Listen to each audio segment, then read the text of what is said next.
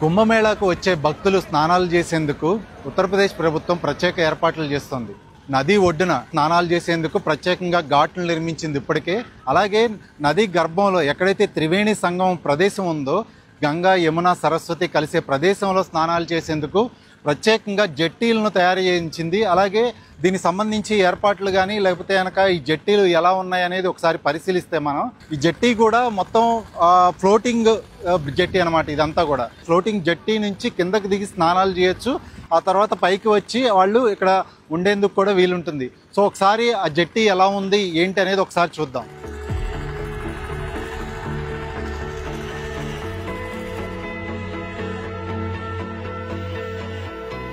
So ఇది మొత్తం కూడా హెచ్డిపివి పాంటూన్స్, అంటే ప్లాస్టిక్ పాంటూన్స్. ఇవన్నీ కూడా ఆ పాంటూన్స్తో తయారు చేసిన జట్టి. ఇదంతా కూడా ఇలాంటివి 12 తయారు చేస్తున్నట్లుగా కూడా నిర్మాణ సంస్థ ఇప్పటికే ప్రకటించింది. ఉత్తరప్రదేశ్ ప్రభుత్వం ఒక నిర్మాణ సంస్థకు ఇది కాంట్రాక్ట్ ఇచ్చింది. ఆ నిర్మాణ సంస్థ ఇవన్నీ తయారు చేసింది. మీరు చూస్తే కనుక 2 లేయర్లలో ఆ పాంటూన్స్ అనేవి కనిపిస్తాయి. ఈ హెచ్డిపివి పాంటూన్స్ అనేవి కనిపిస్తాయి 2 లేయర్లో కూడా. ఆ 2 లేయర్లోనూ పైన ఇంకొక ప్లాస్టిక్ తరహాలో, అంటే ఇది వాటర్ ప్రూఫ్ అని చెప్తున్నారు, అది కూడా ఏర్పాటు చేసి నడిచేందుకు వీలుగా ఈ జట్టీని తయారు చేశారు. So these are floating changing rooms that are under construction, and the purpose of this whole structure is that it will be placed on Sangam. There the devotees who come, they have a problem or difficulty in changing clothes after taking the holy dip. So we are making an effort to provide a solution so that now in this Kumbh Mela, when a devotee comes, he will get down on this jetty, take a dip, come up, change his clothes and go back. So he does not have to hunt for a safe place to change clothes. So ఇప్పుడు మనం ఉన్నది విఐపికి సంబంధించిన జట్టి అనమాట ఇది.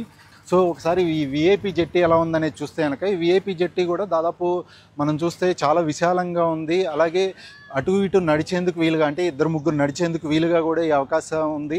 రెండోది మనం చూస్తే కనుక ఇక్కడ చూస్తే ఇది చుట్టూతో ఒక బావి తరహాలో, అంటే స్క్వేర్లో ఇది ఏర్పాటు చేశారు. ఇక్కడ నుంచి మెట్లు అనేది ఏర్పాటు చేస్తారనమాట. ఇక్కడ ఒక స్టీల్ మెట్లు ఏర్పాటు చేసి కింద నదిలో లోపలికి దిగేందుకు అవకాశం ఉంటుంది. అక్కడ మెట్ల నుంచి దిగి అక్కడ స్నానం చేసి పైకి రావచ్చు అనమాట. అంటే నదిలో 3 మునకలు అంటారు కదా, ఆ 3 మునకలు వేసి పైకి రావచ్చు. ఆ పైకి వచ్చిన తర్వాత వీళ్ళు చేంజింగ్ రూమ్, అంటే డ్రెస్ చేంజ్ చేసుకోవడానికి ఇది ప్రత్యేకంగా ఇక్కడ ఒక ఏర్పాట్లు చేశారు. సో లోపలికి వెళ్ళిన తర్వాత ఈ డ్రెస్ చేంజింగ్ రూమ్లో కూడా 2 చేంజింగ్ రూమ్లు ఉంటాయి. ఇది మొదటి చేంజింగ్ రూము. అలాగే దీంతో పాటు ఇంకొక చేంజింగ్ రూమ్ కూడా ఉంది. ఇటువైపు చూసుకుంటే కనుక ఇది ఒక చేంజింగ్ రూమ్ అనమాట.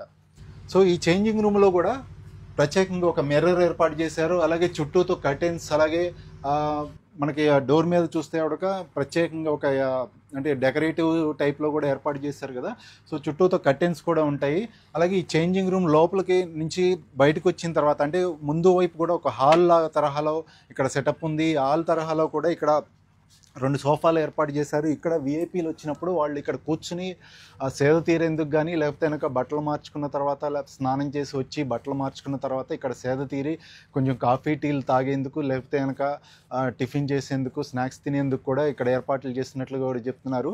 సో ఇది విఐపీ చేంజింగ్ రూమ్ అనమాట. చుట్టూతో కూడా మనకి కర్టెన్స్ కనిపిస్తాయి. అలాగే ఇవన్నీ కూడా లైట్లు ఏర్పాటు చేశారని చెప్పుకున్నాం కదా. లైట్లతో